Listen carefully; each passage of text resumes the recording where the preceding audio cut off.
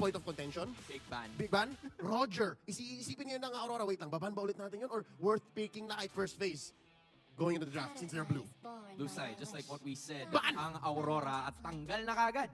Nasagot na kagad ang iyong katanungan, Leo. Meanwhile, Coach Wynot, it's still the same. Parang kahit na pagpalitin mo yung mukha ng dalawang coaches natin, ganyan at ganyan pa rin yung magiging ban nila. Except for the Roger. Well, kasi we've seen it a while ago. But again, 2 bans for each side. We're still wondering if the Harith is going to be utilized here by the side of Fnatic Onyx Philippines. Ano ang tatanggalin nila? And it is going to be the Hylos that has encountered 1 win. Or actually, wala nga palang naipanalo ko in this matchup. We know for a fact na malakas ang Hylos ngayon in the current meta, pero hindi ibig sabihin nun ay sure win na. Dahil kadalasan din ng ating mga players ay alam na rin kung paano kontrain yun. Now, with the Ruby open, the Ling open, Dami. Zast open, Kaya nga napakaganda ng Edith ban eh. And there you go, the Ling. so does Fnatic Onyx go Ruby. Bilis. Ang bilis! Ang bilis. No Harit. Ang Harit. So confirmed, go Ruby, wala silang pake. Wala silang Usually, pake. ang gusto mo kasing gawin kapag naging yung kalaban, pick mo yung Ruby para compromise yung pag-landing niya. But now, Oh.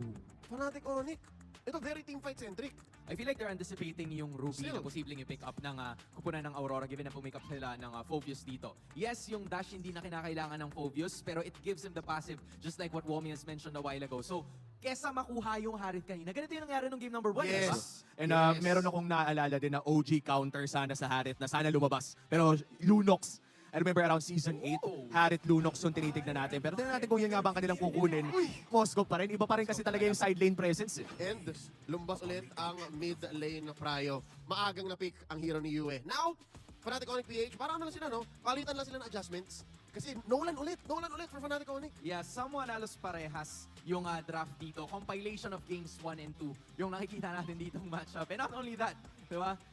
I think yung Phoveus talaga yung naging critical point dito para sa Fnatic Onyx Philippines na pakiramdam ni Coach Wynot and Coach Hayes na, oy, dapat makuha natin to. Dapat makuha natin tong hero na to or else the Nolan and Harith are gonna be in trouble again. Which in all fairness makes sense. Kasi nga naman yung game 1, kamunti ka na sila manalo. It could have really ended in the base. Pero yun nga lang, dahil sa bigat at impact ng Phoveus, nagbago ang ng hangin. Now, going into the bands, Barats out of the equation, pati Zask. So ngayon, atakihin yung mid lane na naman si Super Friends, Louis. I think this is gonna be a Louis ban for Ron. It has to be a Louis ban dahil kung bibigyan mo ng Louis ang Fnatic Onyx, may chance pa naman silang kumuha ng roamer na pwedeng mag-start ng mga fight. Yun kasi yung hard requirement when you're playing the Louis. You need burst and an ability to pull the triggers well. Kasi medyo walang kwenta kung sabihin natin nakapag-diversion play nga kayo, pero ang pinaka magagawa nyo na, lumapag lang ng Zaman Force. And that translates doon sa ginagawa ng dalawang teams that are very lenient towards team fights. We've seen the rankings a while ago. Total kills. Aurora with 118. It's Fnatic Onyx Philippines with 117. Kaya yung Grok yung tatanggalin. Another team fight initiator na posibleng mangyari. Pero yung Loyi, it is still a question kung tatanggalin ba o hindi ni MTV. And there it is. Hindi talaga pinapakawalan ng Aurora. At agarang kukuha ng Tigreal. This is one of the best picks against the Ling.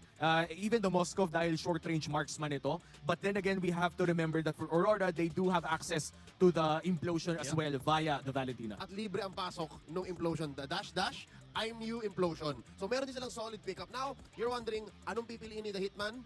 Anong sagot nila dun sa Tigreal? I'd say, right now, kulang ang Aurora. Little bit of vision. They need vision to be able to make sure na ang pasok ni Yue with the stolen implosion, mas malinis, mas sure na clean up na lang ang gagawin ni DK. Tsaka kulang pa ng medyo kunat dino kupunan ng Aurora. And also wave clear. Again, they have the double side lane duo na pwedeng mag-split push maya-maya. Kailangan pa rin nila ng wave clear. Pakiramdam ko hindi sapat na Valentina lamang kanilang wave clear. Kaya naman kukuha sila ng not wave clear. Ang kukunin nila dito ay pang pick off na pantuloy-tuloy. So there's your Arlot, there's your Jawhead. The glaring issue here, you're right, is going to be yung wave clear. Hopefully magawa ng paraan ng Moskov and ng Ling yung ganong klase ng scenario because they're gonna have a hard time trying to defend the base. Pero may laban sila pagdating ng team fights. Interesting for the last game of this match. For sure, best of 1 na lang to eh. Sa lagay na to, yung Aurora, dinicide nila na via this draft, again, final lineup nila yan, lalaban na kami. Team fight na rin kami. Hindi sila uurong.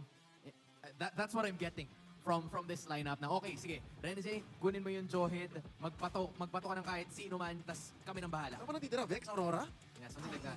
I think the Aurora would be better. Pero mukhang Vix sana ang kanilang kukunin. And this allows her to defend herself against the Ling. But then again, when a Jawhead goes unstoppable right in front of your face, you would have to position yourself na sobrang tino. Medyo ano lang din to risky point kasi again, yung Eternal Guard, parang I think pwede rin kumunik yan dun sa pag napigilan nung Jawhead. Parang yan yung extra character na Yes. kailangan alalahanin ng Yes. Jawhead. And I feel like even though it's a small thing, you also have to worry about. Which introduces another level of peel for Fnatic Onyx PH. So, ang galing din ng adjustment nila kasi nakita nila, uy, wait lang, ready na lumaban yung Aurora. Lagyan natin ng Fnatic Onyx Philippines. Will it be Auroras? Will it be the Sonics? Para sa game number 3. Casters, pasok. Sino nga ba makakakuha ng huling puntos para sa matchup na ito? Aurora MLBB or Fnatic Onyx Philippines nga ba? Sabay-sabay natin yung alamin sa pagpasok natin dito sa game number 3. This is it, Athena. Parang dito na natin malalaman kung tutuloy ba yung streak ng side ng Fnatic Onyx PH or tutuloy naman yung storya na streak breakers Ay. or streak stoppers dito. Yung side ng Aurora. So may kita natin si Brusco ay nagbibigay lang ng vision. Marereset yung purple buff dito ni Demon Kite. Malalaman natin mamaya kung ano magiging effect niya doon sa rotation against King Kong. The cause and effect. The cause is brusco. At ang epekto nito, syempre, mamaya natin malalaman nga as you mentioned. Pero ito na muna yung magiging cause of headache, of course, because of that Jawhead kasi for Rene J. Ito nga yung sinasabi kanina ng panel natin na ang gagawin lang talaga to, sino humarap, bigyan. Kaso nga lang, with the addition of the Vexana, parang a bit too tricky, especially with the Eternal Guard. Oo, ito na pala, mag-level 4 na si King Kong dahil doon sa ginawang pag-delay. So kailangan na makahabol dito ni Demon Kite pagdating sa jungle. Pero habang yung ilang mga players Alam dito mo ng Fnatic Onyx. Sabi, dito pupunta yan kasi hindi pa level 4 yan, mga kaibigan. Aabante rin dito si Brusco. Ang ganda ng pag-escort in. Oo, si Demon Kite dito ay makakabag-regen. Pero kabutikan na, para makakabawi pa rin. So nagkapalitan lang dito ang ating dalawang kupunan. Si Demon Kite yung nakuha, Super Friends naman para sa Fnatic Onyx. But still, that's going to be a first blood na nga lang din. Namatay man doon si Super Prince, but it's going to be a huge delay kahit papaano dito kay Demon Kite na nagawa ng Fnatic Onyx Philippines. And quite surprising, akala nating lahat parang kaya na, tatakbo na siya. Kaso Oo. lumingon ng konti. Tsaka bigla din dumating si Super Friends Oo. nung moment na yun, so nagkaroon ng added damage para dito sa Fnatic Onyx. So right now, pag sinabi natin na damage na retribution, level 6 na si King Kong, si Demon Kite naman is at level 4. So probably tatry lang i-delay nila Rene J dito at kung aabot after makuha yung purple buff, so nagamit na rin dito ilang mga skills si Kirk para makapag-zone out. Kalahati na lang yung buhay ng Turtle, dadating na rin si Yue pero hindi na aabot ang side ng Aurora, Fnatic Onyx PH on the Turtle. At ito na nga yung nagiging epekto, Chantel, nung ginawa ni Brusco early on pa lamang. Pero nagpapimiss out na nga lang din doon yung counterplay niya. Pero ito ang pagsugod ng Aurora. So back to point type of blades. Pero si Kirk napakakunat. So magiging casual din lang no moment na yun is gonna be Brusco. Nakita natin na gumamit ng implosion no, pero Oo. walang tinamaan. Okay No lang. time na yun. Pero for Aurora, is definitely, sabi nila, magandang call yan for them. Pero look at that, Chantel. Oo, dito na nagsimula yung tinatawag natin na minigame Oo. pagdating doon sa mga buff. So right now, si King Kong ang nakakuha against Demon Kite. Ano kayo magiging adjustment doon ng Aurora pagdating doon sa pagsisecure ng objective and the off-tank kill? Nakuha by the way si Edward Kailangan doon sa nila. bottom lane. Kailangan nila mag-adjust sa mga pick-off. Speaking of pick-off, ito yung attempt nila onto Brusco. Kaso si Brusco yan eh. And as we all know, may capability talaga ang isang Tigreal na mag-soak up lang at syempre makatakas on scat or deathless sa isang attempt doon ng Aurora. Pero yung isa sa adjustment na tinitingnan natin dito ay syempre yung pagsama ni Rene J ng Alan din onto giving vision dito kay Demon Kite. Kaso minsan makulan mo na nandun dyan si King Kong. Ang bilis ng mga pangyayari. Oo, mabilis na makakatakas Oo. if ever. So, nagiging safe din dito inside ng Fnatic Onyx PH. Hindi din sila nagpo-force ng kill doon sa may top lane. Which, by the way, parang ito yung pinaka late game plan for pinaka-insurance para sa ng Aurora. Kailangan hindi lang ma-disrupt dito si Domeng pagdating doon sa kanyang paglilay. Siya ang magiging alas. Siya ang tagapagmana mamaya ng mga ipapasa ng Aurora. Kasi kailangan nilang magpundar. At syempre ang magmamana niyan mamaya si Domeng. Pero he has to work for it, work and grind. At grinding dito sila Brusco. Nako si Rene J, turnaround kill para sa side dito ng Fnatic Onyx PH. Napilitan na rin na gamitin yung Nervous of Blades para kay Demon Kite. So nasagot nung implosion yung supposedly paggamit doon ng kanyang ejector and even unstoppable force. Toko po, maaligid na naman ha. Minigame number 2 dito sa ating orange buff. Nakukuha ni Demon Kite. Pero nandun si Kirk. Laban kay UM na pag-dash na gagamitin doon. Pero disiplina, alis muna ang mga players ng Fnatic Onyx. Pahirapan para kay Demon kahit ang mga pangyayari. Yung round 2 ng minigame nila, definitely secured away for King Kong na kahit paano mauna na nga lang din. Maganda dito, abot pa naman siya if ever man may referee din. So back to doon, si King Kong kamuti ka na makuha. Pero si Energy makukuha dito sa side ng Fnatic Onyx. Hindi tinamaan ang Sphere of Destruction.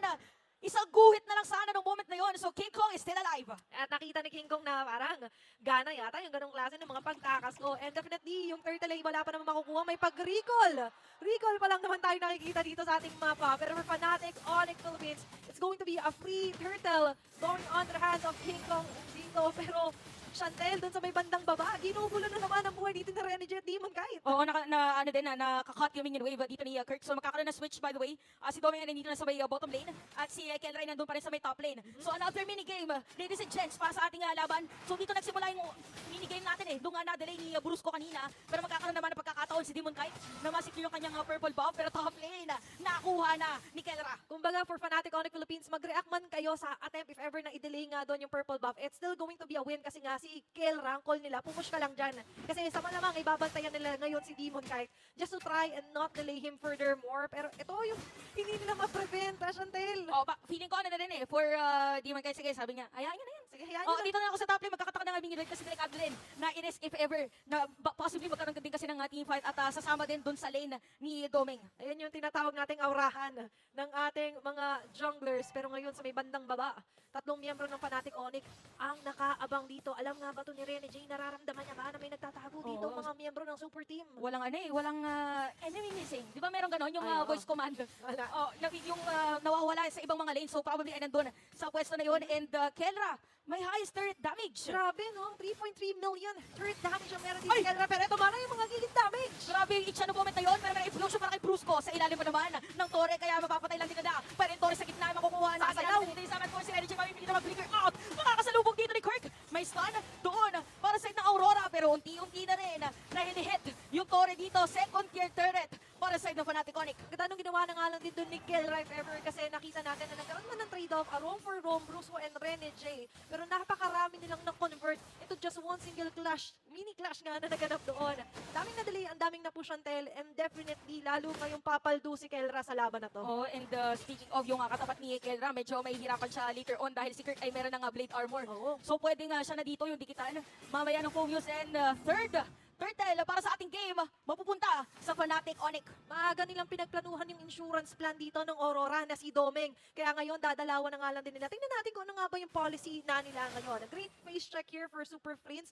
Ito rin yung pinakamaganda kapag meron kang Vexana eh. Yung Curse Blast and of course, the Deadly Grass na nga lang din. Is Oo super nga pala. ganda na pang face without actually sacrificing your positioning. And speaking of position, tingnan mo naman. Oo. 4 ang nandito for Fnatic Onyx. Okay, mapipigilan doon si Kirk pero merong ejector na gagamitin si Renegade. Mawala na buhay doon at nailapag na din yung EG Boy. Killing spree na para kay Kirk at masira na rin yung Torre dito sa taas. May jungle face-off na nagaganap din dun sa may bandang baba habang pinipilit depensahan doon ng Aurora. Kanilang boss eh! King Kong with a pick-off. Demon Kite is down. King Kong doon sa may bottom lane habang yung kanyang mga kakampi nandito sa may mid lane. So meron kang 4 na players for Aurora to defend this mid lane. Tingnan natin kung madedepensahan ba nila. Sinabi kanina sa panel, kailangan ng taga-clear. Pagdating doon sa may minion, final slash ginamit at napakalayo ng naitalon ni Kirk nung moment na yan. It's gonna be a shutdown para dito sa Aurora. Yun naman yung maganda pang clean up. You have to sweep off na nga lang din yung mga kailangan yung linisin. At isa sa nalinis nga doon ni Edward is going to be Kirk the Kirkitek. Pero ngayon for Aurora MLBB, may chance pa rin naman sila Chantel. And so far, Doming still has a 0-0-1 KDA. Tahimik pa man sa ngayon ang kanyang nagagawa. Pero hindi na yata sila patatahimikin doon ng Fnatic. Ang sakit na ng damage dito, Athena ni King Kong. Parang isang combo niya lang ay umaaray na ang mga players dito ng Aurora. 6.6k gold lead at pwede pang mas tumaas mamaya dahil in 5 seconds magkakaroon na ng Lord. At maaga itong matatauhan agad ng Fnatic Onyx Philippines. Sa tama ka, isang combo. Fracture ba naman? Mapapfracture ka talaga. Injury. Ang abot mo pag pumasok ka sa mga rift na kine-create niya doon. Plus, makabali butong mga demonic force from the side of Kirk na nga lang din. Na ngayon, by the way, ay kukuha pa ng Torre. Ang bilis na naging action nila dito. And they want to attempt to end the game early na naman yata dito, Chantel. Oo, masisira na nga nila yan successfully. Now for Aurora, mag-TTP na muna, pabalik. Hindi, nag-aabang yata si Doming sa may top. Yun yung mga hindi, tinuloy na niya. Akala ko yung sinaspam lang yung TV kasi minsan dumidiretso talaga eh. Bawal yun eh. Kailangan tumititig ka muna dyan. Pero ito muna, tititigan natin kung paano nga ba dedepensa dito ang Aurora. Lahat ng minion wave ay pumapabor dito sa Fnatic Onyx Philippines. And even the Lord will be marching towards the mid lane. At ngayon sa Nipuesa, Magic Sentry activated. Nare-reveal ngayon ng ilang segundo ang mga positioning ng mga members ng Fnatic Onyx. So ang IMU na kinuha dito ni Yue is yung Eternal Guard. Ginamit na nga doon yung Implosion. Pero nga lang sa may patalikod, yung Unstoppable Force medyo malalim. Masira na ito sa may patagitna. Pero madedepensahan pa rin yata. Mamatay na nga dito si Edward. Isang na rin si Lenny J. Pero yung Lord, unti-unti nang mawawalan na buhay dito. May mga players pa rin naman. Yung Fnatic Onyx, 4 pa sila. Merong 2-3 kanyon na nandito sa ating base. Ginamit yung Devil's Blaze para kay Demon Knight. Oh, Dome! Pa rin yata, Dome with a free hit. Dome with those free hits. At double kill pa nga para sa kanya. Sabi niya, pantayin natin. 2v2 ang magiging setup ngayon. Makakadepensa pa rin successfully din ang Aurora. Meanwhile, Chantel ngayon nangaray doon ng Fnatic na realize nila, wait lang, hindi natin maabot sa ngayon si Doming, pati si Yue, ha? Siguro yung play ngayon ng Aurora is, okay, sige, palalimin natin yung mga players ng Fnatic Onyx. Tapos, pagka nagamit na yung ibang mga skills, tsaka tayo mag-Tempest of Blaze, iba merong knockout Yes. na very short period of time lang. Tapos, tsaka papasok Oo. yung mga players dito ng Aurora. So, for Fnatic Onyx, yun yung kailangan nilang abangan. Oo, at yung very short na yun ay very useful. Ayun Kasi na. nga kita mo, medyo nakakaabante na dito ang Aurora. Kaso ito na naman ang abante nila Kirk at may eternal guard na nilatag. Very short na pala yung pahinga kasi si Renny J ay makukuha na rin nila. So mapaatras ngayon ang mga players na side ng Aurora. May minion wave pa naman na nakaangat or 2-3 minion para sa Aurora dito. So aantayin pa yan ng Fnatic Onyx and 19-18 seconds bago mabuhay si Renny J. Aabot pa naman ni Fever dito sa Rene J kung pupunta dito sa Lord of Fnatic Onyx Philippines. But the pressure is still on na nga lang din. Dahil na nga lang din sa ang King mobility na meron din sa King Kong, mapatop, mid, or even bot side ay lagi mo siyang makikita always present. At ngayon, Chantel, in a few seconds, magre-respawn ang Nako. isa na namang Lord at mukhang Fnatic Onyx Philippines. High chance na sa kanila na naman ba mapupunta ito. Napanood na natin to. Another another game extended dahil nadepensahan ng Aurora no moment na yon. So mukhang hindi na rin ipipilit dito ng side ng Aurora na mag-contest. Isang malinis na pagkuha para dito sa Fnatic Onyx ng Lord. Unang Lord para dito sa ating laban. Pinapanindigan niya lang na he's the king of the jungle. Kahit jungle ng kalabang kinukuha niya. 2 Lords on the hands of Fnatic Onyx Philippines as of 13 minutes at 3 straight 30s ang nakuha nila. Kaya talagang lumobo ng gusto. Ang network lead na meron sila. Pero ngayon, leading on to victory na nga ang gustong gawin dito ng Fnatic Onyx. And the Lord has to respond na nga lang dito sa may bandang mid lane. Medyo nakakatakot na sitwasyon na to para sa Aurora. Oh, merong immortality, merong flicker si Brusco at ready din yung kanyang implosion. So pwedeng sibatin na papalayo ni Doming mamaya para makapag-counter pero ito na yung Fnatic Onyx naka-ready si Brusco. Implosion, dalawa tatamaan doon.